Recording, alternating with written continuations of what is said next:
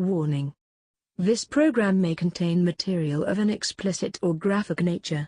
Viewer discretion is advised.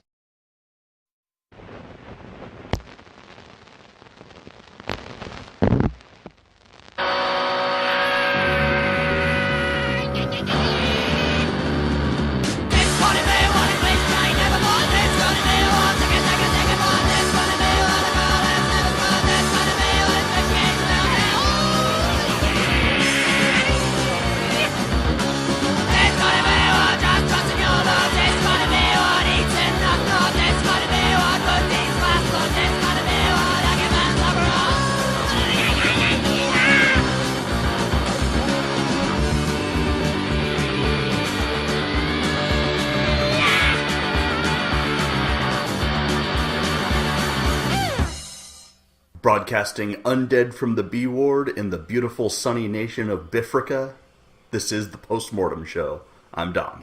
And I'm JD, and today we're going to bring you our worst horror movie villain battle royal. Yeah, the last one was such a success. We did our douchebag battle royal, and a lot of people seem to enjoy it. I enjoyed it. I enjoyed it. That's really all that matters. It was only a few episodes ago, but so we're going back. Yeah. But this time we're going to do the worst horror movie villains of all time. And I have 32 competitors for you, Dom. Nice. Bracketed by division, similar to the douchebags. Nice. And not worst horror movie villains like the ones that did the worst things. Worst like the crappiest. Yeah, just the stupidest idea for a villain or just the biggest fucking waste of a movie. Yeah. So, and that's what we're going with. So our worst horror movie villain battle royal. But before we get to that, and Dom and JD at the movies, we got a little bit of horror news. Horror news. I have some pretty great news. Awesome. It's real life news. Real life news. I guess it's not really great, it's just funny. An Arizona man is selling his ranch for $5 million due to the constant violent alien attacks. What? The Stardust Ranch in Rainbow Valley, Arizona has been featured multiple times in TV shows and international media for its reported alien activity. Edmonds and his wife Joyce say they're fed up with interstellar interference. Edmonds claimed he has slain 19 aliens with samurai swords. And he and his wife have endured abduction attempts. They actually levitated her out of the bed in the master chamber, carried her into the parking lot, and tried to draw her up into the craft. Those aliens tried to finger bang my wife. So I had to cut them with my samurai sword. Because you don't come into my country and finger bang my wife without getting cut with no samurai sword. Not without leaving me a proper dowry. Not at the Stardust Ranch, you don't. Couple purchased the ranch in 1995 with the hopes of leading a peaceful life, operating their horse rescue organization. Okay. Unless you cut the head off and disconnect the antenna, so to speak, they instantly phone home. Even with a razor-sharp sword, it's nearly impossible to decapitate him with one swing. This guy lives an awesome life. In addition to its paranormal features, the property boasts a ranch house with 5 bedrooms, 4 bathrooms, and a large dining pool. He's a fucking alien fucking murdering samurai cowboy. So, samurai redneck alien destroyers? Is that a rating system? Something like that, yeah. I mean, I don't know if it's a selling point that there's violent alien attacks, but it sounds like he's the violent one.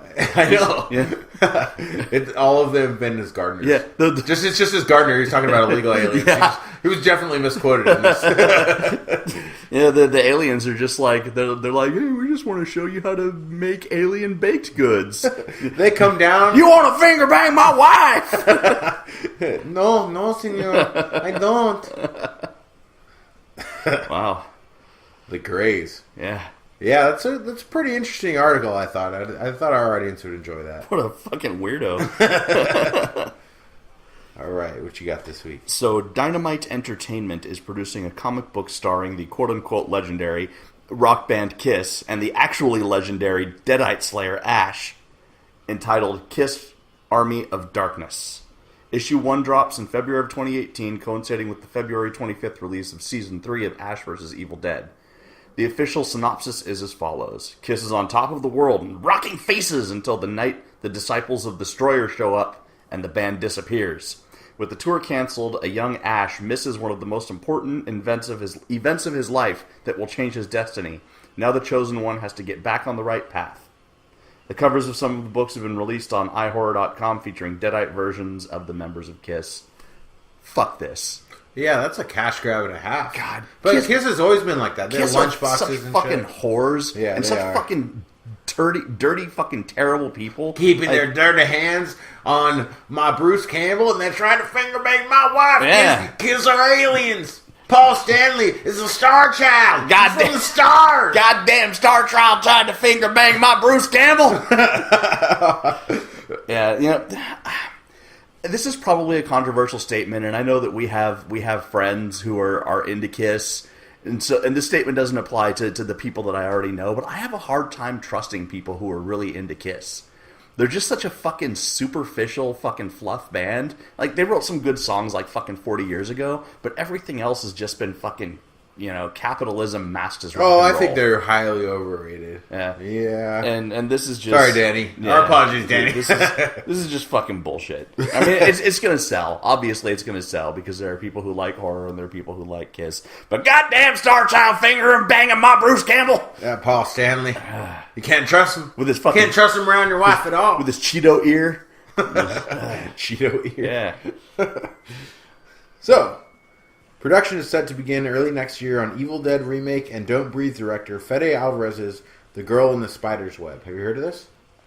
Very, very little, but yeah, I know it's getting made. It's an adaptation of David Lagerkrantz's novel. Young computer hacker Lisbeth Salander and journalist Mikhail Blomquist find themselves caught in a web of spies, cyber criminals, and corrupt government officials. Alvarez co-wrote with Stephen Knight and Jay Basu. David Fincher is going to executive produce the new film. Okay. Coming out October 19th, 2018. Interesting. I'm kind of looking forward to that. I think Fede Alvarez is pretty talented. David Fincher, I mean, Mindhunter was fucking phenomenal. Yeah. So put those two together, this thing will probably have some legs. It sounds like Fede Alvarez is expanding from like ultra-violent horror into like this sort of, you know, kind of thriller territory. And no Paul Stanley will be harmed in the making of this movie. Oh, that makes me sad because I want Paul Stanley to be harmed. I'm all about. I'm not a member of the Association for the Protection of Paul Stanley. He needs to be shot with a love gun. That's right. Love gun. All right. So, airing Sunday, December 3rd on the Reels channel with a Z is a Rob Zombie narrated documentary entitled Charles Manson: The Final Words. Per the synopsis, the documentary, quote, focuses on the Manson family murders told from Manson's perspective using never-before-seen case files, pictures, and exclusive interviews with Manson himself from inside the California State Prison.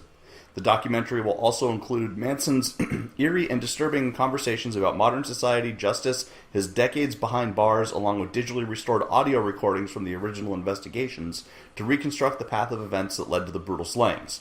The documentary will include new interviews with members of the Manson family, which reveal never-before-heard details that help uncover the real story and motives behind the grisly murder spree. A trailer can be viewed now on YouTube and Bloody Disgusting. I am of two minds of this. I love me some true crime documentaries, right? And he's definitely fascinating. And that's half of my mind. The other half is that it's this fucking cash grab with the death of Charles Manson. Now they're going to make this movie because he's relevant again. Well, apparently they started making it 3 years ago. Oh, really? Yeah. And they've just been collecting information on it. And now that Charlie's dead... Okay, I'm on board. Yeah, now that Charlie's dead, there's no more information to uncover, at least from him. Yeah. So it's time to throw it out there. I'm interested in it because it is a fact that a lot of information was withheld on the case. And I do not believe that things necessarily happen the way that the common narrative says that they happen. This is not as we've discussed, I think, last episode, this is not an excuse or an explanation for Charles Manson to get away with anything because he is a total fucking dirtbag. But the prosecution hid stuff, and Charles Manson, as his own attorney, was so fucking inept that he never even brought it forward because he was right where he wanted to be. He wanted to get in trouble for these things. He wanted to be the face of the boogeyman. So I think it's going to be interesting to see, what we haven't heard yet. Yeah, well, hopefully it won't be just more of the same because there's plenty of documentaries out there. So Yeah. they got to have some new shit. I'm sure Rob Zombie, he has an eye. I'm sure it'll be visually appealing. He's just narrating it. He's not directing it. He's not directing Yeah, it? he's just narrating it. Oh, yeah. okay. Well, who knows then? But I'll give it a try. But murderous shapeshifter sets out on a blood-soaked mission to make things right with the woman he loves. More real-world horror news. No. This is how writer-director Justin McConnell describes his upcoming film Life Changer, which has just begun filming in Canada. He promises genre fans an entertaining, practical effects-driven thrill ride. I mostly wanted to tell a deeply personal story that also moves at a fast pace and hits the beats genre fans look for, McConnell tells iHorror. It'll be gruesome and full of fun effects and a bit of a thrill ride with an emotional core. I've always enjoyed practical effects-driven metamorphosis films in the past, and it's kind of like that mixed with the kind of downward spiral story you find in neo-noir thrillers. So cool. It's going to be some practical effect body horror. I'm looking forward to this. I think it's going to be pretty cool. I love shape-shifting and transformation body horror. Yeah, for sure. So hopefully that this one would be, being that he's coming on board with the practical effects, hopefully we can get something like Society-esque or something. Right, that would be cool. I am down for that. What's the title of it again? It is called Life Changer. Okay. So, Tom McLaughlin, who brought us Friday the 13th Part 6, Jason Lives, arguably one of the best Friday the 13th sequels. My favorite one. Revealed on the fake Postmortem podcast, hosted by that charlatan Mick Garris. You took our fucking name, Garris! Took our name and finger banged our Bruce Campbell! And he revealed that the follow-up to Jason Lives, one of the pitches included Jason versus Cheech and Chong. The pitch came out of a failed rights deal with New Line to produce Jason versus Freddy, and since the film studio did own the rights to Cheech and Chong, it was suggested that the legendary stoner comedy duo star in a horror comedy spoof where they encounter Jason, but the idea was eventually shelved because the studio felt that while comedy fans would love something like this, horror fans would not be sold on it. I would like to have seen where that goes. Yeah. He's a competent director. Cheech and Chong are funny as fuck. There's a lot of, and I could see them existing in Jason's world, you know? Yeah, I guess so. As long as they'd have to die. Yeah. You know? Yeah. To make it work. But, like, their dismembered corpses would still, like, be making jokes or something. Yeah. Yeah, I don't know how I feel about that. Cheech and Chong movies are not that great. Yeah? Like, you don't like them? Up in Smoke is pretty good, and the one with Pee-wee, Not Sorry You Stole the Money and stuff, but there's a lot of boringness in some of them, you know? Yeah. Not all of them are great. Yeah, there's downtime between the good jokes. So it's definitely, I don't know. Well, I also think that some of the boringness in the movie is just because it's, like, not from our time. Yeah. Like, there are jokes that we don't understand. Yeah, not just that, but, I mean, it's just, it would be too much of, like, the same with the Kiss and Army of Darkness. It'd be kind of like that to me, like, just let's throw these two things together, try to make some money. See what happens. Yeah, and it's just, no. Yeah. Keep your hands off of it. Keep your hands off my drowned boy. He was a sweet boy. He was a sweet little retarded boy. Biff. Biff was chased off of the fucking dog school. What do you call it? The dog trainers, you know? Yeah. He went to a camp. Caesar Milan. A summer camp. Yeah, Caesar Milan summer camp for Biff, where he was trained, but he didn't know how to swim. The other dogs made fun of him, and they chased him off the bridge. Yep. And he had to come back. And then I got my head cut off. Yeah. So that's it for horror news.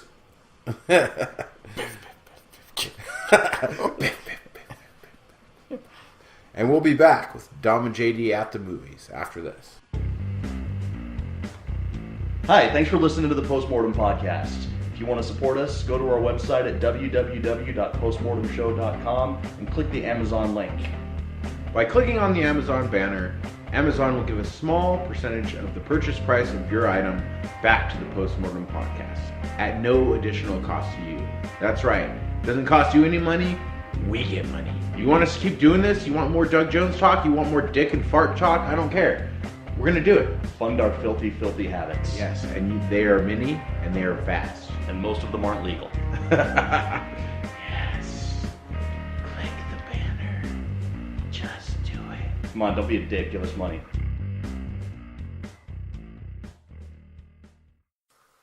Let's go down to the movies with Dom and JD, the blood, boobies, and Doug Jones. Psychos, monsters, bloody slashes, maniacs, and tits and asses, chainsaws, knives, and facial bashes on Postmortem. Let's go down to the movies with Dom and JD for some more Doug Jones. No, Doug Jones. You know what that awesome song means. It's time for Dom and JD at the movies. That's right. We saw 2 movies this week. We saw Temple and 68 Kill. Yeah. I don't think that you could see 2 more different horror movies than Temple and 68 Kill. Yeah, very true. Very opposite in scope. But different ends of the spectrum. Yeah, and we're going to start off with Temple. It's 2017, directed by Michael Barrett. 3 American tourists follow a mysterious map deep into the jungles of Japan, searching for an ancient temple. When spirits entrap them, their adventure quickly becomes a horrific nightmare. So, this was not what I expected at all out of this movie. I didn't expect anything of it because I didn't know anything about it until we decided we were going to watch it. Yeah, so really good opening credits and music showing in old Japanese newspaper articles about the temple. I kind of like the opening. I like openings like that where it's kind of like, you know, a slow song with like pictures of that, like kind of like It, like the original It miniseries where it showed the pictures of Derry and the kids. You know, kind of gives you the background on what's going on. Yeah, kind of like you're kind of learning about what's going on with the credits instead of just seeing names. So starts off with an American inside of some Japanese military hospital or something, in a wheelchair and in a bubble. He's all burned, being asked about what happened. Then we go back 5 days ago to begin the story of when the Americans arrived in Tokyo. We have a couple, James and Kate, and Kate's male friend, who obviously is in love with her too, Chris. Yeah, friend-zoned. What did you think about the characters in this movie? I think that they took a lot of fucking time, quote-unquote, building this movie and never developed a single fucking character. I think that the character of Chris, he's cringeworthy. Yeah. He was like kind of pathetic. Yeah, but it's not like... Okay, so the characters aren't super likable, and we always talk about that being especially a problem. The boyfriend. The boyfriend is an asshole. Yeah. I kind of like the girl the most out of all of them. Yeah, and really she was the most likable character only because she wasn't the most hateable character. Yeah, it's like being the fucking, you know, the least douchiest fucking douchebag in the frat. So the person who gets eliminated first from our douchebag battle royale that we did? Yeah. They find a strange bookstore and try to buy an old book, but are kicked out. Later, Chris goes back and gets the book. Then he goes to the smallest bar I've ever seen. That's what they're like in Japan, though. Yeah, tiny little things. Huh? Like literally hole-in-the-wall bars. Yeah, to where that was just basically like enough sitting for 3 people. And a bartender and a drunk guy tell him about the temple, and the book is cursed not to go there. So like any good American, he asks for directions. Yeah. It'll make you seek. After getting the book, Chris begins to see things. They get to a small village outside of the temple. An old man tells Chris about a man named Mutoshi who came back from the temple holding his eyes in his hands. So at the hotel, of course, he sees the old man with CGI no eyes. Fuck. It's so easy to do that makeup effect, especially because the dude wasn't up and walking around. Yes. Why do you have to make his eyes look like fucking purple digital buttholes? Yeah. That's when we realized that, okay, so... They get to the temple with the aid of a little kid guide and intend to be back before dark. Very cute little kid. Yeah, he looks kind of like the kid in The Grudge.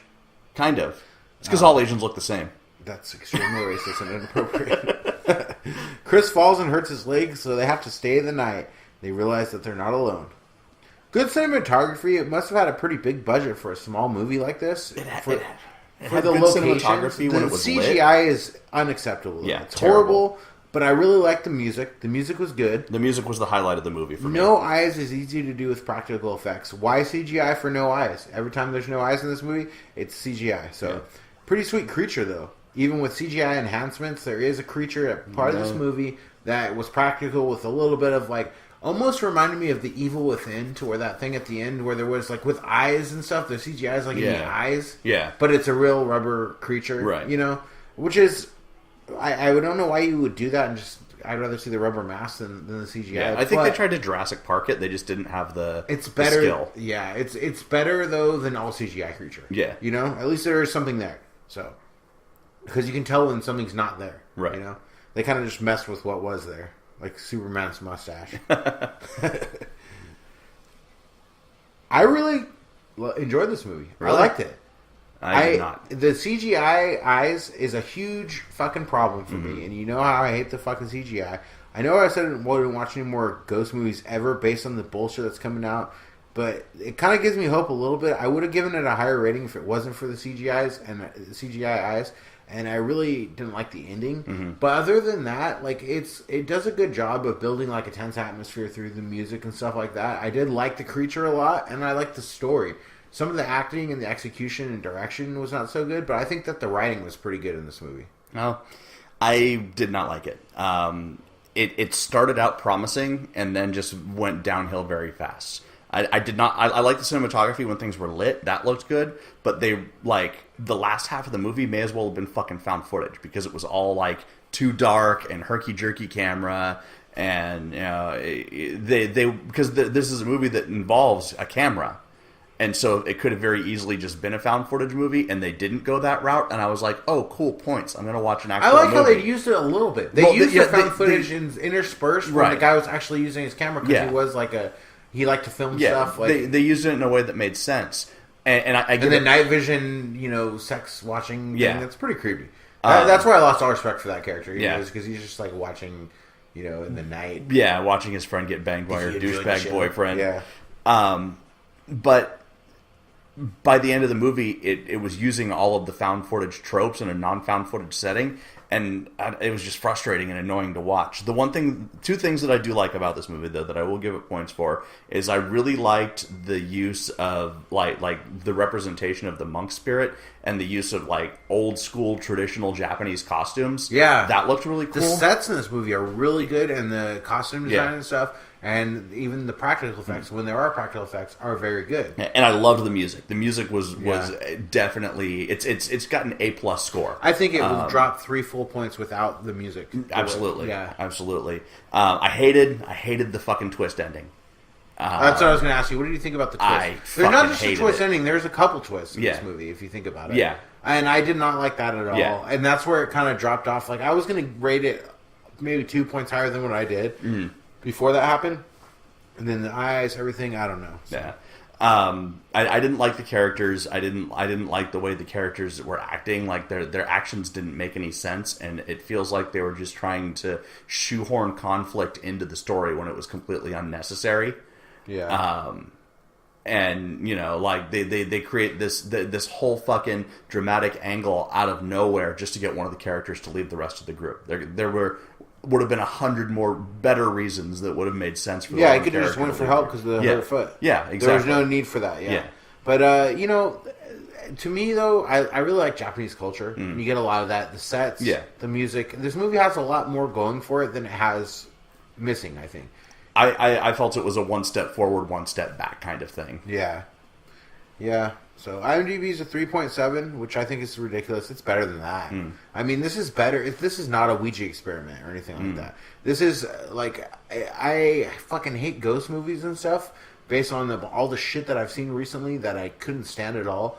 But I actually liked that aspect of this movie a lot. And when it came, the things that came, and it actually got me like with the creature thing. That was like, whoa, what the fuck? Out of nowhere, like, wow, that's awesome, So it just surprised me a little bit. A lot better than I thought it would be, so I'm going to give it 7.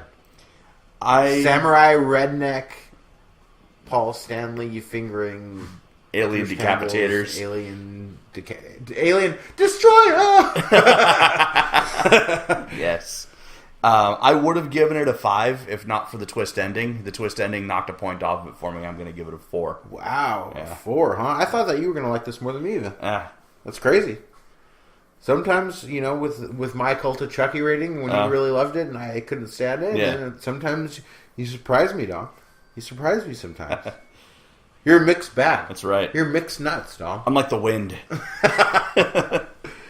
All right, so now let's get to some 68 Kill. 2017, written and directed by Trent Haga. My man. Starring Matthew Gray Gubler and Annalyn McCord, who is Pauline from Excision, which I showed you, which I fucking love.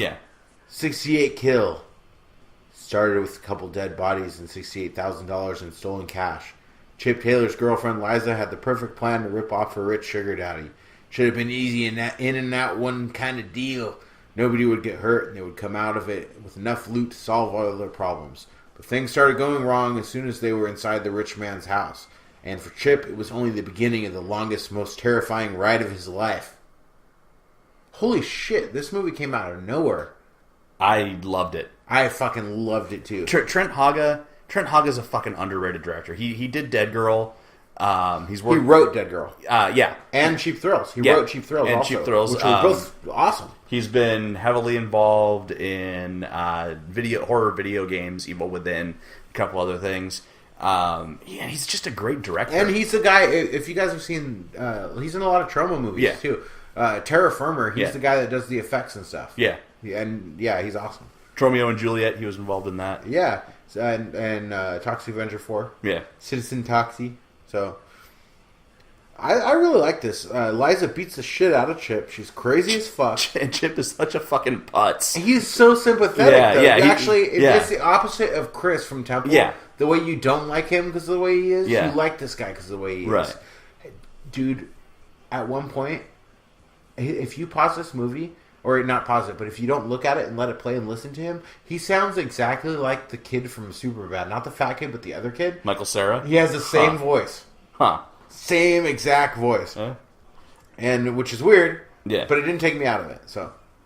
And it took me half the movie to realize that the actress playing Liza was the same actress from Excision. You told me that, and you watched it before I did, and I watched it after you, and I still didn't know who you were talking about till later on I realized it. It really... The thing that tipped me off is the shape of her mouth, because she has a very unique shaped mouth. Yeah. But that chick has range. She's so awesome. Yeah. And, the sugar daddy character could have made our douchebag list. I hate that guy. Yeah, total scumbag. The characters in this movie are so well fleshed out to where you know who everyone is. Yeah, like absolutely. Within just meeting them. They're just from like the guy that has the motel to the redneck guy. Everyone. They're stereotypes, but in a good way. Yeah, makes a mistake. The sugar daddy makes a mistake of telling Liza that he's going to buy a Lambo and shows her $68,000 in cash and lets her hold it. She convinces, if you're good, I'll take you for a ride. Yeah, fuck that guy. She convinces Chip to help her steal it, but when they go there, she brutally kills everyone in the house. Yeah. Except for a girl who they abduct and throw in the trunk. And Chip has no idea that this is going to happen. Yeah. And she acts like, what? Yeah. I love how crazy this movie's psychopath. Crazy. It gets progressively weirder and crazier throughout the entire time. Her brother is the best who's obsessed with experimental surgery. Yeah. I'm just going to sell it to my brother. What? And then the writing is awesome. Every character is so well developed, from the cops to the gas station attendant.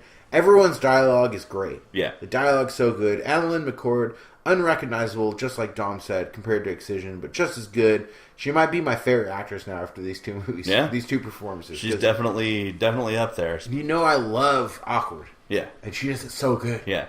She is probably the most awkward actress out there now. Which is like my rating system, Alicia Bowe from 13 Reasons Why. Did you ever watch that 13 Reasons Why? I didn't bother. It's actually pretty good. I mean, it seems like it'd be for teenage girls, but JD enjoyed it. She was an attractive girl. Right, I'll give her that. She's super fucking hot. Yeah. And I wish she was in the movie more. Yeah.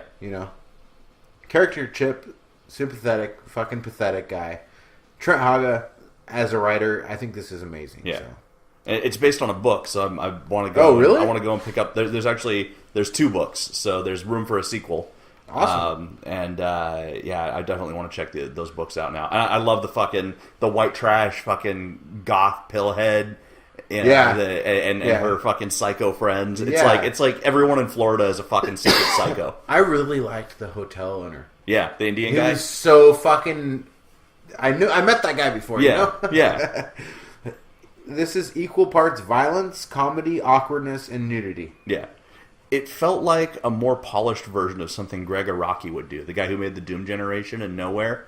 It was like Doom Generation meets like Excision or something. Yeah. With the weirdness of it. Yeah. It was like that level, especially with like the way that it would jump from like romantic comedy to hyper-violent brutality. It kind of, you can kind of see the similarities between this and Cheap Thrills as far as Trent Hogga's style. Yeah. Because Cheap Thrills is awesome as well. I loved that.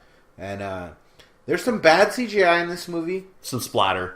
But it's purely a budgetary restriction, and actually, when it happened, it was funny to me. Yeah. And it didn't make me hate it. It was still timed well. I hate the fucking CGI. But there was some practical gore later on in the movie that was really good. Yeah. And some of the effects are hit and miss, but that's okay. Yeah. So IMDb gives it a 6. Anything else you want to say about this?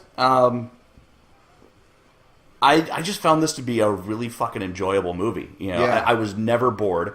I didn't feel like I was wasting my time at any point. I didn't even find myself like gravitating towards my phone. I was just hooked into it the entire time. It's not going to change the world, but if you want a modern throwback to classic exploitation, this movie is definitely worth your fucking time. Now, what's your rating? I'm going to give it 7.5. 7.5? Yeah. 7.5 what? 7.5. Samurai sword wielding, wife finger banged by Paul Stanley alien Arizona rednecks. Bruce Campbell. Doug Jones. I loved this movie. I'm going to give it 9. Wow. 9 of those. Yeah? Whatever they were. All right. 9 of all that I stuff. fucking loved this movie. And it would have been a 10 for me without the CGI. Yeah. I fucking loved it. And I'm going to watch it multiple times. Yeah, it really surprised me. And I'm going to see anything that Trent Hogga makes from now on. Yeah, it's definitely... I definitely highly recommend it. Even talking about it now, I would probably even bump it up to 8.5. All right. So, pretty close. Pretty close then. But, yeah, I fucking love 68 Kill. You guys, check it out. Give this movie... If you love horror, comedy, and awkwardness, you're going to love this movie. Yeah. And just a crazy ride. This movie's told in the story of, when one person sets out to do something and a chain of events keeps happening and making it more and more crazy. Yeah. Everything. I love those kind of movies. It's just a total escalation of weirdness and just as he slowly figures out just how fucking crazy his girlfriend is. And she plays that role so well. But you also like her. Yeah, at the same time. And that's... But you like him. I liked everyone in this movie. Yeah. Except for the douchebag and the Eat My Pussy Girl. Right. Those are the only two characters I didn't like. I love... Eat My Pussy Girl was funny, though. But the guy... Remember the redneck guy on the couch when he screamed? Yeah. That was the biggest laugh to me. Yeah. When he did that long, high-pitched girl scream. There were a lot of really good, solid laughs in this movie. Yeah, I really liked it a lot. It's funny because if you really want to get fucking analytical like I do, this whole movie is about abusive relationships and how... I thought that there's a lot of feminism in it too. Oh yeah, for sure. Female characters, But how people continue to gravitate back towards that abusive relationship, and it almost puts the watcher in the position of the abused person, where all this horrible shit happens. You're like, oh fuck, that's horrible shit. But then you find yourself and you're like, yay, she's back. I love her. I know, but you find yourself relating to him too, though. Yeah, I felt I could put myself in his shoes. I started feeling bad for him. The things that happened, when he had his clothes, the whole thing. He's just fucking wear those horrible hotel that lost was and awesome. found And the clothes. little towel. Praise your phone. Yeah. You guys, check out 68 Kill. It's available now. Seek it out. Definitely. And we'll be back with our worst horror movie villain battle royal. Yeah. Yeah. Yeah. Buffalo Soldier. We'll be back. Thank you guys for all your support. Sharing our shit, liking our page, listening weekly, not suing us, semi-weekly, getting semi-hard for 30 seconds once. Yeah. No matter how long you listen, we still support you.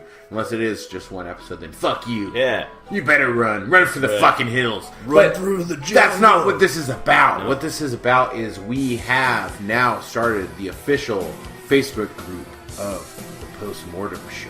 Go on Facebook, look up Post-Mortem Show Horror Movie Podcast for a chance to share your favorite horror memes with us and occasionally be shit-talked by me. That's probably accurate. Yeah, I've already done it once. Yeah, Guys, join the group. We have thousands of listeners to the show. Right now, the group only has about 300 members. Yeah. So please add yourself. Please share it. Share it with the world. Yeah. Just don't say stupid Let ass us racist into your shit. lives. Let us into your lives. Yeah. Open You want to yourself talk to wide. me? Open You wanna yourself talk to Dom? us. You want to talk to Biff? We will soon put to be one-eared Biff. we will put Biff on the computer if that's what you want. We're gonna have an official event in the group. It's gonna be Facebook Live Q&A with Biff, and I'm just gonna put Biff on Facebook Live, sitting there, and he'll answer all your questions. Maybe we could do it as like a video chat thing. Yeah, so that's official Facebook group, Post Mortem Show Horror Movie Podcast. Please join. Please share it with your friends.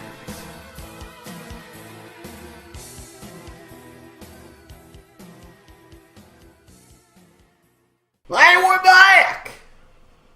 I'm a man of science. You see this Straight up. whiteboard with this bracketing Yeah, system? there's a lot of work went into that. I know. Same with the douchebag battle royal. Yeah. I think that's why it came off so well. But now it's the worst horror movie villain battle royal, and I have 32 of the worst competitors of all time. The jabronis among jabronis. The jabrones in their Zubaz. So, a lot of people wrote in on our Facebook. I picked and choose which ones I wanted to use because somebody said that Dr. Satan was one of the worst horror movie villains. Really? Yeah. I didn't see that one. And you're wrong.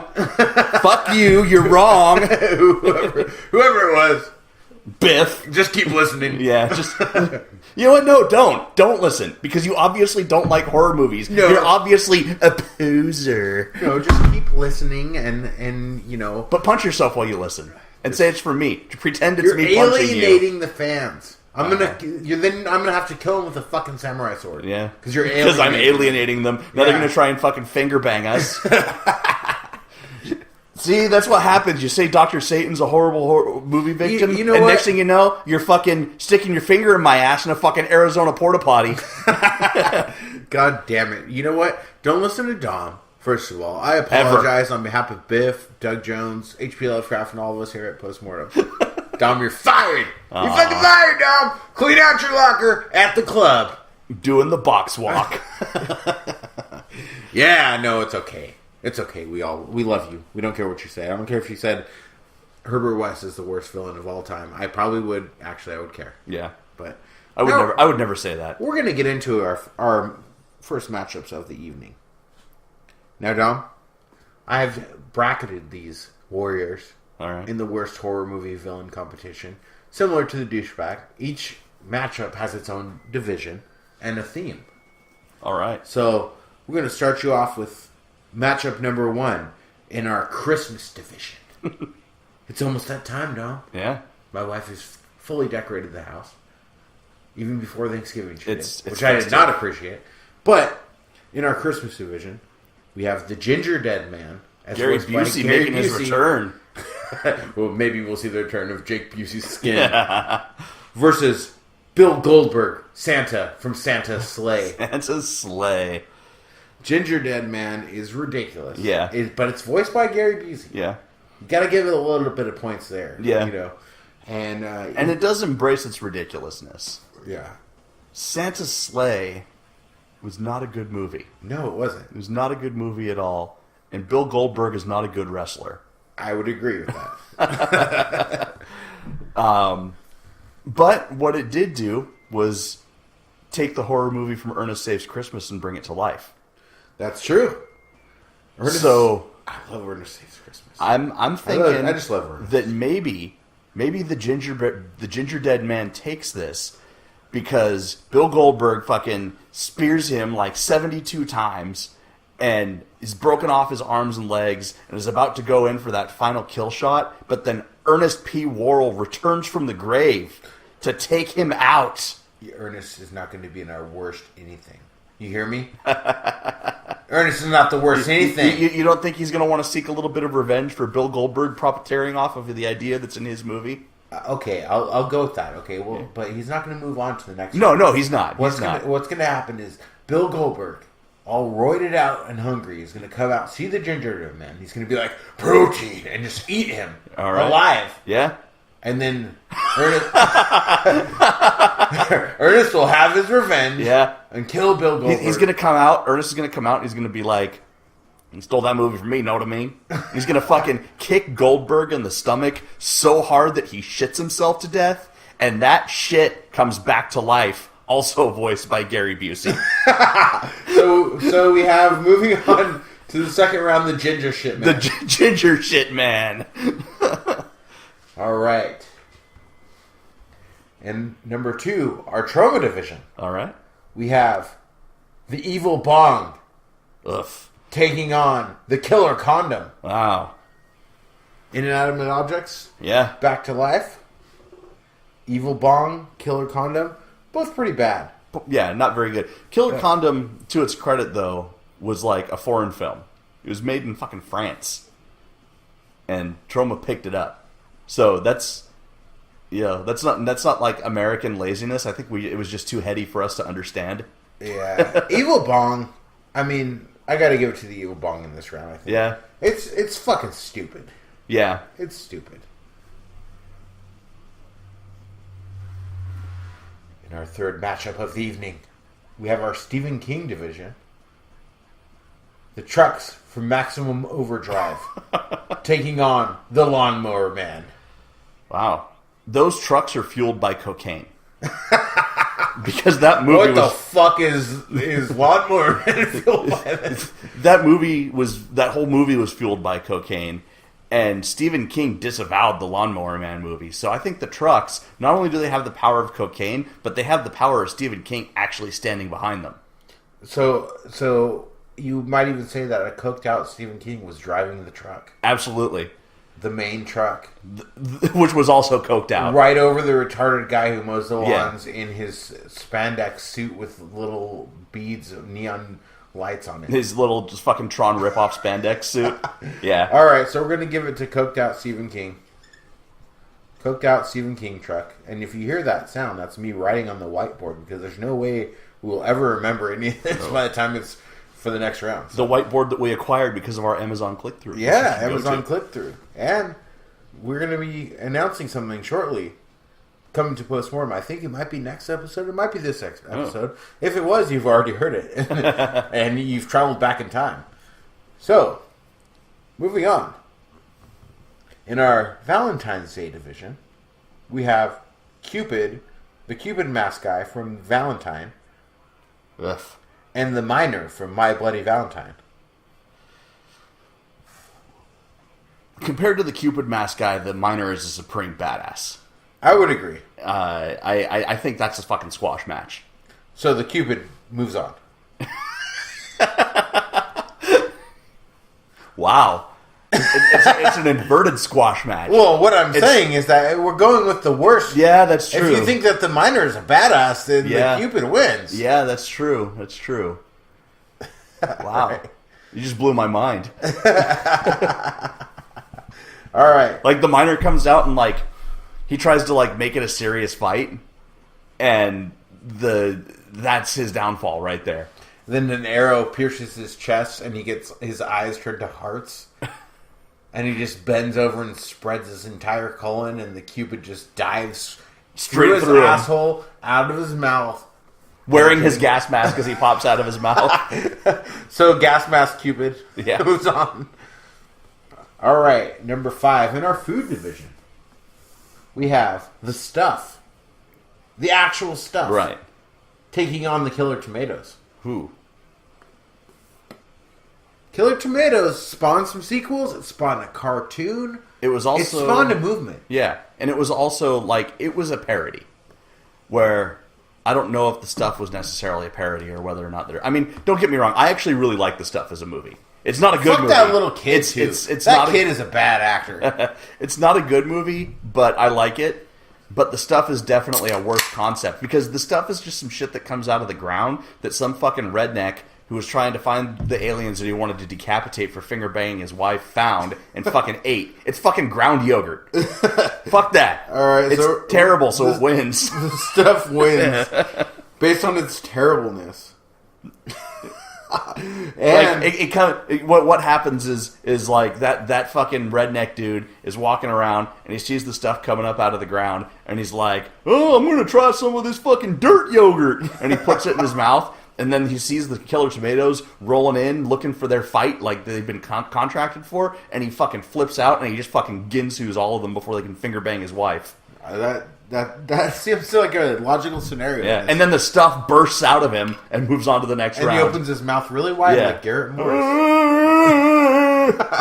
And moves finger banging my wife. Moves on to the next round. Our sixth matchup, we have our inanimate objects division. The Mangler. Wow. It's a laundry press. It is. You know? A haunted laundry press. That movie is so much better than it had any right to be. Absolutely. And Deathbed, the bed that eats. Oh, man. Not a good movie. So what happens is the Mangler tries to kill the deathbed by ironing its sheets. Yeah. But the deathbed will have none of that. Yeah. And it chokes the Mangler from the inside with its sheets. With its sheets of dead. Or of dead? Of death. Sorry, I'm trying to write and read and talk and drink. Wow. Simultaneously. That's a feat. Sheet of dead! Sheet of dead. The sheet of dead! Okay. In our Little Bastards division, we have Hornswoggle in Leprechaun Origins. Ugh. Versus Satan's Little Helper. You ever see that movie, Satan's Little Helper? Yeah. That weird costume thing? It's kind of a Halloween mask. Right as these two are about to lock horns, in the middle of the post-mortem squared circle, Biff in his referee with his old school bow tie in the center of the ring, ready for this. All of a sudden we hear the music, and it's Christmas music. And Macaulay Culkin makes his way down to the ring. Macaulay Culkin from Home Alone and The Good Son. Yeah, at the same time. Home Alone recut could be a horror movie. It could be. The Good Son is a horror movie. Yeah. So just shoot coked out 12-year-old Macaulay Culkin. Yeah. The actual person. Right. Gets in a time machine. Makes his appearance right now to run in on the match between Leprechaun Hornswoggle and Satan's Little Helper. I'm done with this. I'm done with time traveling coked out Macaulay Culkin. Me too, but you know what?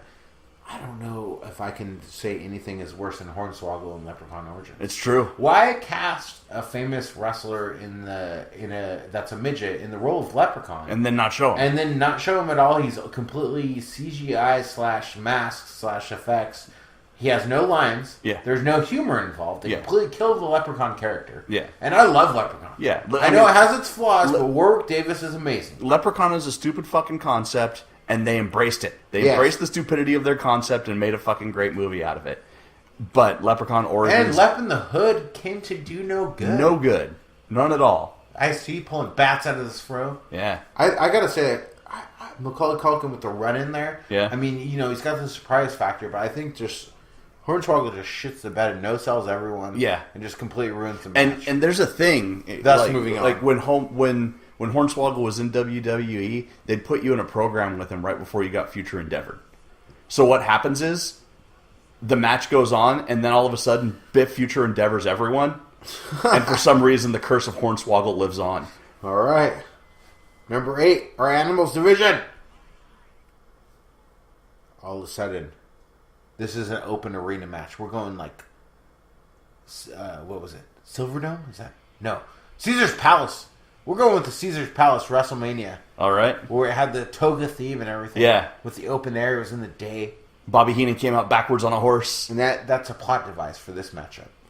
The Animals Division, we have Poultrygeist, Night of the Chicken Dead. All right. We have the Poultrygeist taking on the Lepus. The giant rabbits that are actually just rabbits superimposed. Yeah. Fucking forced perspective rabbits. But the reason that the sky needed to be open was for the birds to descend and attack. And they're running into the birds. Three-way. It's a three-way again. Yeah. Back to back. I bet you didn't see that coming. Yeah. Wow. Oh, man. Dom didn't see any of these brackets ahead of time. I didn't see any of it coming. No, I know that sounded like he He made it sound like he did. Yeah. And he's saying he didn't. Dom, why are you going to do that? He literally didn't see it. I didn't. Wow. So, Poltergeist was a trauma-esque spoof. I think Poltergeist is the best movie of the three. Yeah, of the three. I think The Birds is overrated. Overrated as fuck. Night of the Lepus is fucking ridiculous. Yeah. But where do we go with the worst of the bunch? I'm going to have to go with the Lepus being the worst. Because it's just fucking a drunk Irish dude being like, and then there was a giant rabbit. It's fucking horrible. It's Night of the Lepus, if you guys haven't seen it, is a movie from like 1972 we need or to something have, like that. Oh, wait. They've done sharks. Fuck. They've done alligators. God damn it. They've done the birds. What are we going to do? Bunny rabbits. Giant bunny rabbits. Giant bunny rabbits. They look cute, though. Yeah. They look like cute bunnies. Yeah, they're not scary. They're just big and fucking chubby, and you want to pinch their cheeks. I mean, a rabbit would have big fucking teeth, and those back legs would be powerful. Like, they could fuck you up. Especially, they could fuck you up more than birds. So it's like the worst concept of a movie, but at the same time, it's also the most damaging concept for a movie. So I think the Lepus has to go on. If it was just a bunch of giant bunnies that had, like, the effects of the Jesus bunny, Easter bunny from Holidays... That would be cool. That would be fucking awesome. If they were scary bunnies, Yeah. you know? But they're not. They're just... Big, regular fluffy. bunnies. They just took stock footage of regular rabbits. Yeah. And superimpose it and made it big. To make it look like it was next to a building, yeah. That's definitely the worst of the three. Alright, Lepus moves on. They leap into the next round. Yeah. They hop. Hop, skip, and Bunny jump. hop. God damn it. I don't think that one landed. Yeah. Is anyone still listening? If anyone's still listening after I insulted... The one guy who was listening, he turned it off. That's Right. right. He insulted you, alienated Yeah. the last listener. I was trying to finger bang Mama! Okay. The ninth matchup. We have our Plants division. The Plants division. Yeah. We have Audrey from the Little Shop of Horrors, who I hate, versus the Triffids from Night of the Triffids. Which Little Shop of Horrors? Corman's version or the musical version? I hate them both. You Okay. pick. You take your pick. I actually like the musical version. It's one of the few musicals I actually enjoy. But Corman's version, the plants are terrible. Have you seen Night of the Triffids? I have. And they're... Also aliens! Oh my god, the Triffids are finger banging our wife! Yeah. I think the Triffids are going to finger bang Audrey's wife. Right into the next round. Right into the next round. All right. So, in our furry balls division, There's got to be one. furry balls division, we have the Langoliers. All right. We have no. We're gonna have Craig Toomey, the businessman with the big nose, who's Yeah. a little bitch in that movie, Yeah. riding one of the Langoliers Oh, shit. Okay. versus the Krites. Oh. I like Critters. I even like Critters 2. And I think that the Critters are definitely a scarier creature than the Langoliers. Which means that the Langoliers have to win. I know. Yeah, and and interestingly enough, they might end up against Stephen King. Wow. Coked out Stephen King in a truck if they move on Yeah. for a couple rounds. And he wrote the Langoliers as well. So Stephen King making his second appearance Yeah. on this here. Yeah. Battle Royale. Gonna have to go with the Langoliers. All right, Langoliers. Move on. Because the Krites can't bite them because they're kind of insubstantial. Yeah. The only thing they can do is bite the businessman. Yeah, But when they they can stop bite time. him, he's so greasy and nasty that they just want to spit him out. All right, we have our Super 90s division. In our 11th match, we have the hooded figure from Urban Legend, which was just Rebecca De Mornay Yeah. the whole time. It was. It was Which her was all not very along, scary. Austin. It was not very fucking scary. Versus the fisherman from I Know What You Did Last Summer. Jennifer Love Hewitt's boobs are great. Yeah. We all can agree on that. Yeah. Right? But no nudity to be found. I think that I think that Scream is not as highly regarded as it would be if it wasn't for movies like Urban Legend, I Know What You Did Last Summer, Valentine, everything that followed it. Right. It's diluted the waters. Genre, yeah. Huh. It made money, and they're like, "Oh, let's put a bunch of shit out like that. Let's make this new generation of teen slashers that none of them were very good." The Fisherman fucking got taken out by a car. You know, I mean, but the Urban Legend... He's got a hook. Urban Legend kills you only through Urban Legends. Yeah. But it's just a winter jacket that's shadowy in the face. There's nothing even covering the face. You just don't get to see it because of these shadows. Yeah. Which probably means there's some CGI in there. Unless they just had one of those, like, mesh... Yeah, masks. they probably... the CGI from that time period was so obvious... it was probably more just like color correction and things like that. Yeah. But still, you know, I think what's going to happen here is... And there's a sequel! Yeah. But there's sequels to both of them. Yeah. Rebecca De Mornay is going to come as herself, and she's going to seduce the fisherman, and she's going to let him put that hook up inside of her. She's going to pretend like she likes it, and he's going to fall in love with her. And when he's lulled into a false sense of security, she's going to put on the mask and say... "It was me all along, fisherman!" And then slit his throat and move on to the next round. And then, almost move on to the next round. Because I think maybe, you know, Scream spawned these movies, right? Right. And in Scream 2, Mrs. Loomis is one of the worst pieces of shit of a horror movie villain that you might ever see. It was my son! The worst impression of Mrs. Voorhees. I think she's going to come out. Yeah. What do you think about Take that? this one home? Well, I don't know. Hooded figure or Mrs. Loomis? Rebecca De Mornay is actually an accomplice actress, which means she loses. I hate her. Yeah? Yeah. She reminds me of the horse-faced girl in Sex and the City. She was good in The Hand That Rocks a Cradle, though. Yeah, that's true. She was, like, legit scary. Alright, we'll have fucking Loomis. Mrs. Loomis. Mrs. Loomis.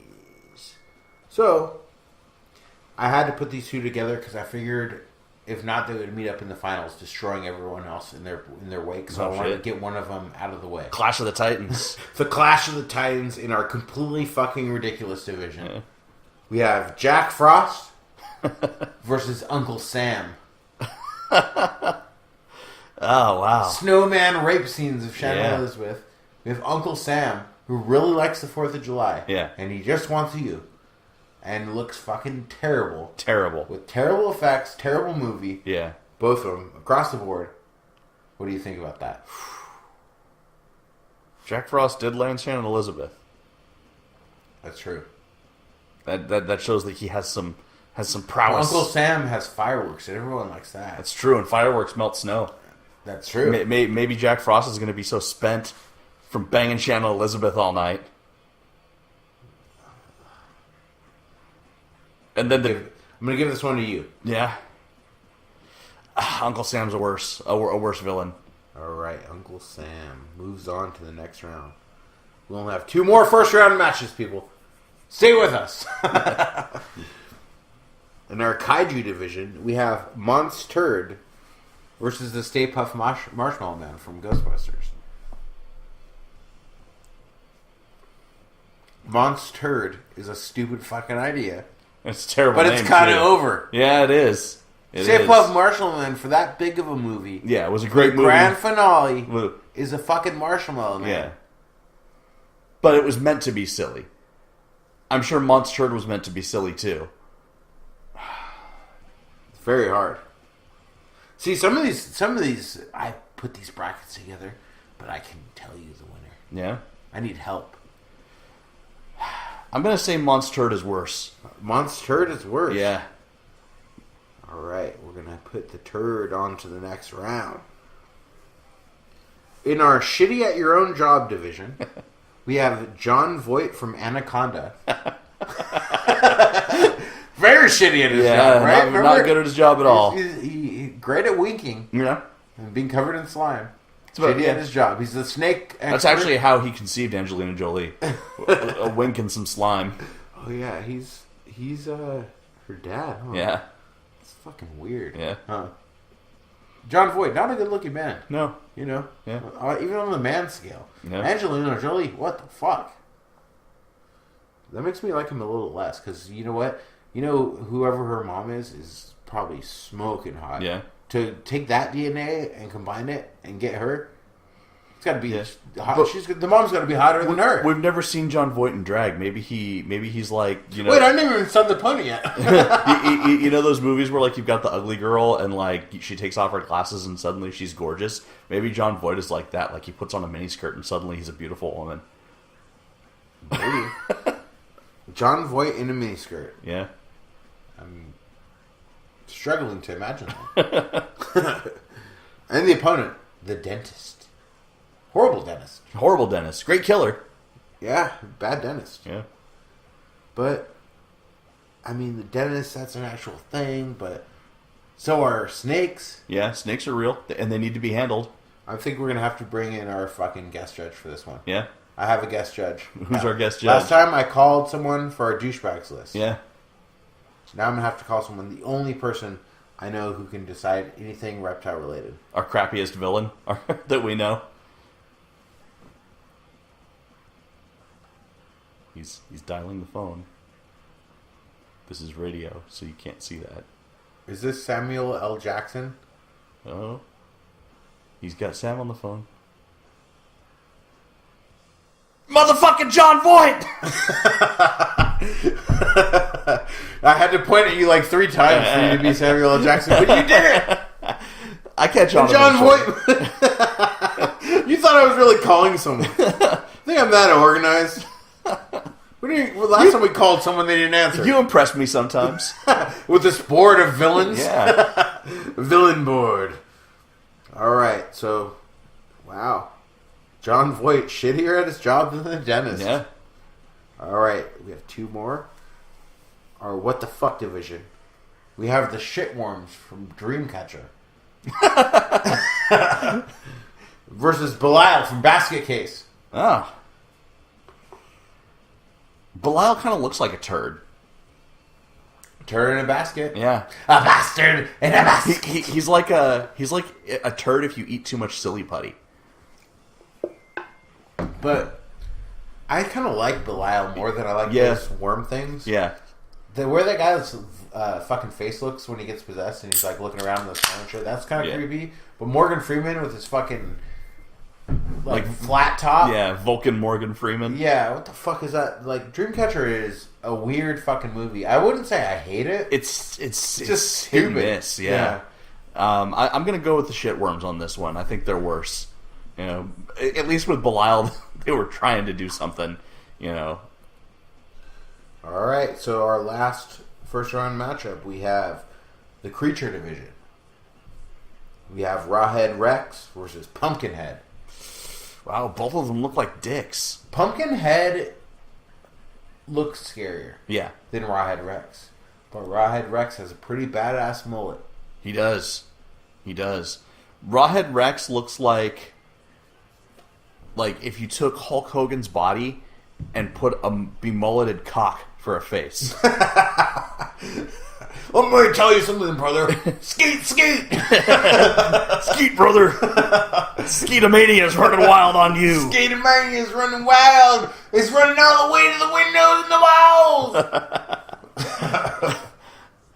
All right, we're getting into Skeet Head Rex. Skeet Head Rex for sure, yeah. Okay. So, that's it for the first round. I hope you fucking listeners packed a lunch. Because we're getting on to this grueling second round. Alright. So, in our second round, we have the winner of our Christmas division, the Ginger Shit Man. He's now a turd. He's now a turd. Versus the winner of our Turbo division, the Evil Bong. So, a turd versus a bong. A turd voiced by Gary Busey. And then Evil Bong from the sequel. Now it's moved on from the first round, so now it's Evil Bong 2 as voiced by Jake Busey. Oh shit. You know what? I think Gary Busey knows how to handle a fucking bong. I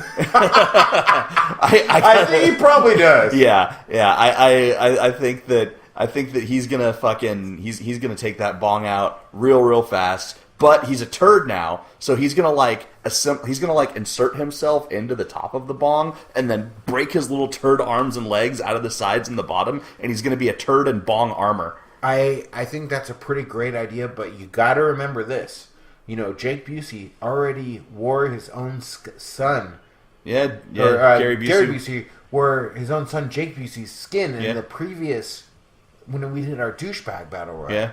So we had to reanimate Jake Busey, reattach his skin to make him voice the bong. Yeah. And he's coming for revenge on his own father too. Right. So he's got that going for him too. So it's not an even contest. He's coming back, surprising him. Tapping him from the shoulder, giving him those rock punches. You know how in Hot Rod though he could never take out his stepdad. Yeah, I think it might be like that. So Jake Busey has a fake mustache on. Yeah. I think he's gonna come back. He's gonna have a fucking huge training montage for this, and he's gonna lose again. And going into round 3, we've got the ginger shit man wearing bong armor. He's got his fucking little shit arms and legs breaking through the side, and through the bowl of the bong, his fucking ginger shit man dick is sticking out of it. And as a final sign of disrespect of his own son, he wraps his own son's severed face once again, not around his face, but about that protruding penis. Yeah. From the stem of the bong. Right. So we have the ginger shit bong man with his own incestual zombie son wrapped condom. And you know what? I think through all of this, he's gonna let him live. Well, he beat Evil Bong beat Killer Condom. So then Gary Busey made Jake Busey into Evil Bong Condom. Yeah, Evil Bong Dom. All right, and I think he's gonna let Jake Busey live so that he can suffer through being his armor / condom.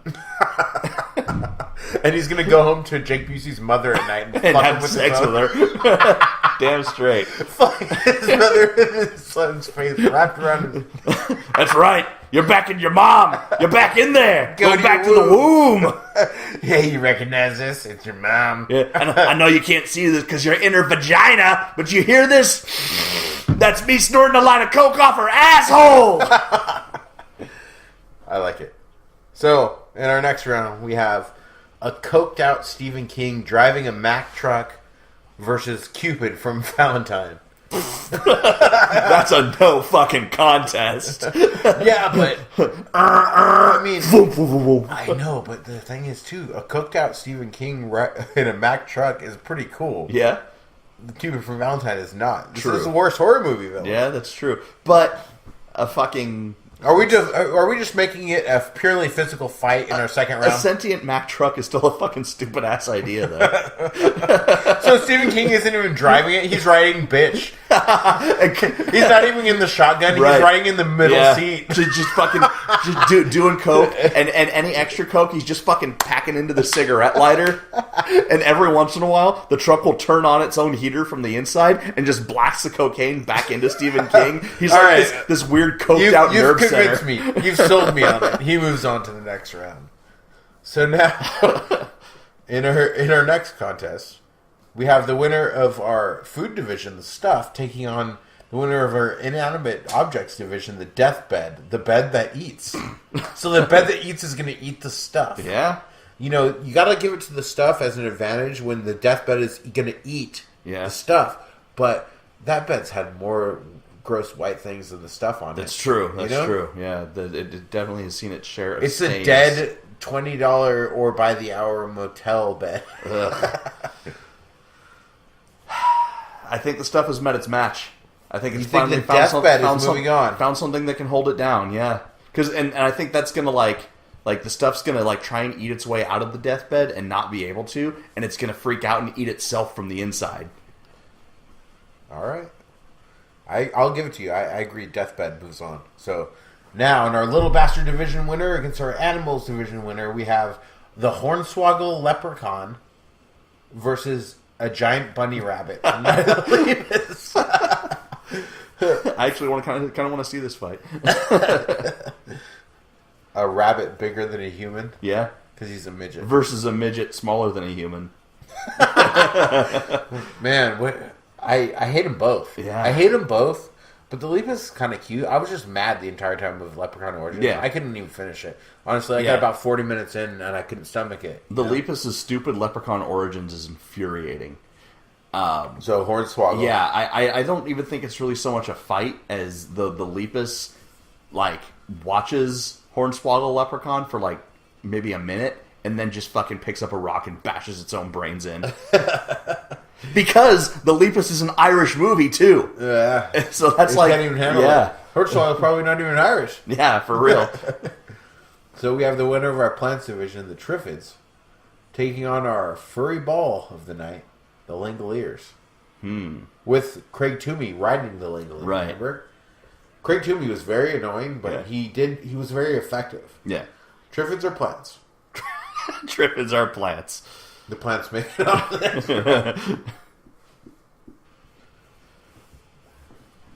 All right.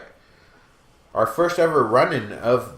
We had 2 previous run-ins, but this one is the only one that made it on to the next round. We have Mrs. Loomis from Scream 2 winning our 90s division. Taking on the winner of our completely fucking ridiculous division, Uncle Sam. I cannot say one is worse than the other. Yeah. Mrs. Loomis is horrible. Horrible. Her fucking face when she gives her speech at the end. Yeah. Sorry for the Scream 2 spoiler. But she's fucking bad. Yeah. Uncle Sam, equally as bad. I think that if you looked at it from a perspective of a little kid, if you saw Uncle Sam with his distorted features, the way he looked, versus that lady, he would be scarier. Yeah. So you got to give him some points there. For sure. But this is also the worst horror movie villains competition. Yeah. So I don't know. She's probably worse because she was from a fucking big budget movie with, like, studio backing. And All she right. still sucked. Mrs. Loomis moves on to the second round. Or to the third round. Yeah.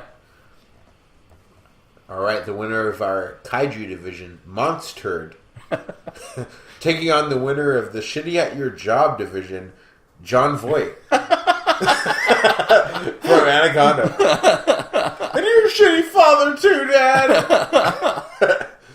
I gotta say John Voight from Anaconda winks his way to the semifinals. That's the stipulation. It's a winking match. And everyone knows turds can't wink. I've had my brown eye wink a couple times, Yeah. but not my turd. Doesn't make any sense. Alright. The winner of our What the Fuck division, the Shitworms from Dreamcatcher, versus Rawhead Rex. But what the fuck did I write about Rawhead Rex? Something about his head? He was Mullet. like a mulleted dick, yeah. Mulleted dick. Yeah. Versus shitworms? Versus the Shitworms, yeah. I'm gonna have to give this one to Rawhead Rex again. Okay. He's I mean, just on the badness level, you know. I mean, when you're such a bad fucking monster that the own director of your film wants to disregard you and disown you. Yeah, I think that he's gonna have Rawhead Rex as a mulleted penis who has been completely disowned by Clive Barker, who, as we all know, likes penises. Yeah, I know. So that makes it even worse. Yeah, that's like a double rejection. You know, that's like someone and mullets as well. Yeah, Also likes he does. mullets. He likes mullets and he likes dicks, and he has rejected Rawhead Rex, and that's going to give him the fucking rage that he needs to stomp his way right through those shitworms. But Rawhead Rex also written by Clive Barker, big fan of anal sex. You know? And those anal fissures, that's how you get shitworms. That's right. So very hard to rank, but I think Rawhead Rex moves us on to the next round. So now, in our first quarterfinal match of the evening, we have the Ginger Shit Man, voiced by Gary Busey, wearing his own son's face as a condom. And bong armor. Taking on a coked out Stephen King in a Mack truck. You know what's going to happen here? Is they're not going to fight. They're just like gonna fucking like bond over their mutual love of cocaine. Probably, yeah. But I think that Stephen King is going to have a heart attack and die, and Gary Busey's going to live on. He doesn't have the tolerance. Yeah, he doesn't have the tolerance. He doesn't. He doesn't have the. He quit. Stephen King cleaned up. Gary Busey. Plus, I mean, in real life, Stephen King allowed himself to be shot by a fan. Yeah. Gary Busey's never been shot in his life. If you shot Gary Busey... Gary Busey shoots himself up. Yeah. If you tried to shoot Gary Busey, the bullet would be like, nah, I don't want that blood on me. And it would just fucking... It would veer off at a 90-degree angle. Try to shoot him with anything but drugs. He's not interested. Yeah. So he moves on. All right, so now we have the deathbed taking on Hornswoggle, the fucking leprechaun. God, Bed versus the fucking horrible actor and a horrible premise and a horrible movie. This is going to be a hard one. I mean, are they so bad that they like collide with one another, and all of a sudden that little it just creates a rift in reality, and there's just a hole where the two of them met, when you meet yourself going back in time and Back to the Future, it's the same concept. Die. It creates a fucking paradox of suck, and they both just fucking get sucked into this black hole. I was going to say in this sequel to both movies. It's a sequel to both movies involving the same characters. Okay. But it's Death Crib because he's a midget and he doesn't need a long bed. Right. So the Death Crib, it's a mechanical crib, where it folds in and out, because some little babies have broken legs and stuff. They need to have their legs elevated. I don't think there's a mechanical crib. I'm kind of making it up. But I would say it just folds in half and kills him. Yeah. It's like the son of a secret love affair between the deathbed and the mangler. Like before they got into a fight the night before, they solidified their love for one another by fucking. and as the fight is about to begin, the deathbed suddenly fucking breech births the death crib and dies. And Hornswoggle is like, I've won the match. It's a fucking the crib comes and shoves him. Yeah, and the crib just fucking takes him out. Then Vincent Kennedy McMahon runs out with a bottle of gas and says, "Oh my God," and lights himself on fire. Yeah. And rolls all over. Oh, when you said a bottle of bed. gas, I thought you meant steroids. And burns himself and the bed, the crib, and the Hornswoggle alive, just completely killing them. Which means Gary Busey, fucking ginger dead. Ginger shit dead man in his son's face as a condom. Is getting a bye in the semifinals. Body armor is getting a bye. He will not be denied this time. Yeah, I think he's the dark horse for this tournament. Yeah, because after our last tournament, he went far and he did everything he could. Yeah. And he almost came out the victor, but it wasn't to be that night. Maybe tonight might be his night. He could have been a contender. In our next semifinal, we have the Triffids Plants against Mrs. Loomis. I gotta give it to the Triffids because maybe Mrs. Loomis, she wants to go on that paleo kale and salad and stuff diet, so she's gonna go straight for. Yeah, and she's gonna eat the Triffids, but she's got a lot of experience killing people, but she doesn't have a lot of experience killing plants. I'm gonna have to say that same thing as the last match. Maybe these two cancel each other, and then the winner of our next match goes against Gary Busey. Because I don't see them making it to the final. Yeah, they're just going to fucking beat each other into submission with their sheer shittiness. She eats the plants, she shits the plants out, she eats the shit. It's an endless cycle. Yeah. So. She just is constantly eating her own shit for the rest of eternity. And I think our next match is going to be a squash match because we have Vaseline-covered winking John Voight against Rawhead Rex. So I think, the battle. This is the story of this episode. Is the battle between John Voight and Gary Busey? Yeah, it's Rage Eternal. Yeah, it has. It's the fucking the real Clash of the Titans. So in our finals, we have ginger shit Gary Busey in bong armor, wearing his own. Rawhead Rex has just been unceremoniously fucking discarded. We're not even going to go. We're just like. Fuck you, you've gone too far. Most of our semifinals have. Yeah. We've built this up too much. Yeah. So Gary Busey with his own son's face as a condom. wearing as Ginger Shit Man, wearing a bong for armor, taking on a fully digested and shat out zombie John Voight. You know, he was eaten by the anaconda. Yeah. He's passed through the bowels of the anaconda. Yeah. And then trioxin spills out into the clouds to rain down where no vagina Leanna Quigley is dancing in the graveyard. And John Voight rises again. He does. But he has an army of snakes with him as well. All right. That are also dead. Okay. Skeleton snakes, if you will. Versus Jake Busey covering his dad's penis. Yeah. That's a save. And then Gary Busey with bong armor. But he's the ginger... Shit man. The ginger shit man now. Yeah. He's shit out gingerbread man. Yeah. With Gary Busey's voice, wearing an armor consisting of nothing but broken bongs, and his own son, Jake Busey's face, wrapped around his penis. Fuck. I would have to say that I know this is the worst villains battle royal, but if someone's still listening, this is not the kind of list that you're going to look up and reference. Yeah. Or you're not going to Google worst horror movies and be like, number one is The Leapus. Yeah. No.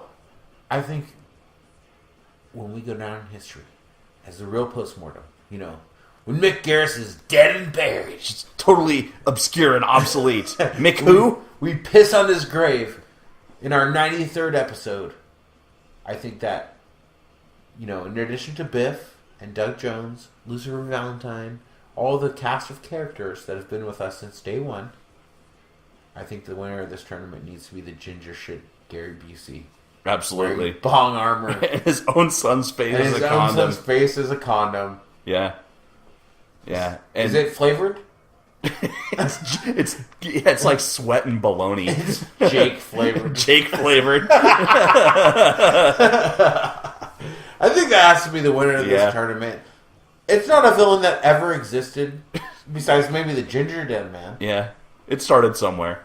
But that's where we're at right now. Yeah, he's powered 93 episodes later, shit has went way off the rails. yeah. I mean, you know, I don't know that John Voight even stands a chance against that. I mean, This he is wasn't John even Voight. a horror or comedy related podcast when we started it. Both of us were completely straight edge. Yeah, I never had a beer in my life. We were talking about Jesus. This was just a historical, informational podcast. Yeah. And, you know, we're 93 episodes deep now. Yeah, it was called Postmortem because we talked about people from history who were dead, but we were honoring fucking Claudius Maximus and fucking Abraham Lincoln and fucking Chiang Kai-shek and all these people. We were talking about the greatness of history. No, fuck that. We've always been crazy, but now it's really starting to come out. So, if you're still with us now, or if you're a new listener, welcome.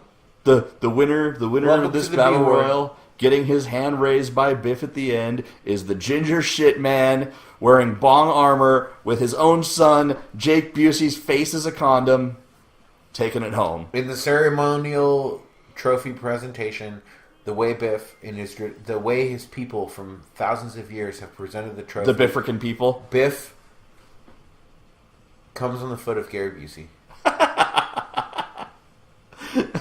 Yes. Because that's how it's done. Yeah. So, all right, that's it for our fucking whatever this has been. I'm not really sure at this point. Yeah. Worst horror movie villain battle royal winner Gary Busey. So I guess if you really want to simplify it, the Ginger Dead Man won. I guess so. I guess. Yeah. But as all things involving Gary Busey, it was so much more than that. That's very true. All right. So I guess that's where we wrap things up. So That is it. As H.P. Lovecraft once said, as he took out his katana and lopped the head off of a Mexican for finger banging his wife. If it smells like fish, Throw the fucker back.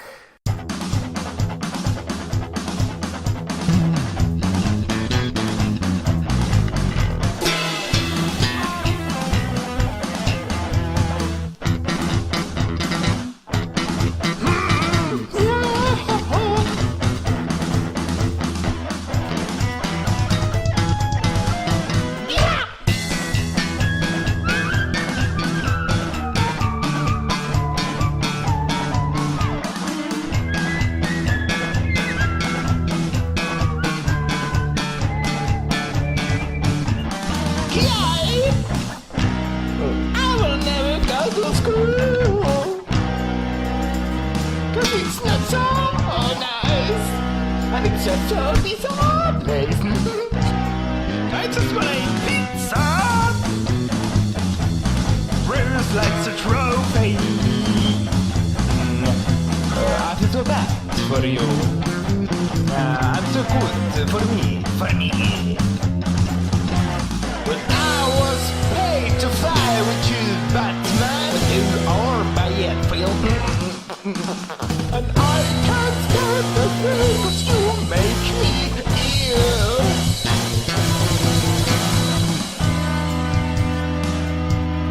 Where's the camera? Oh my! Fit your pants. That's something. Hey, family boy. Nobody's got shampoo.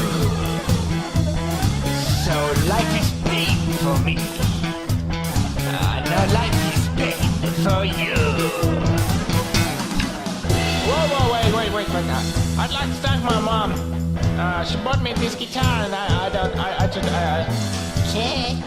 Yes, did I fuck you with Batman? Yes!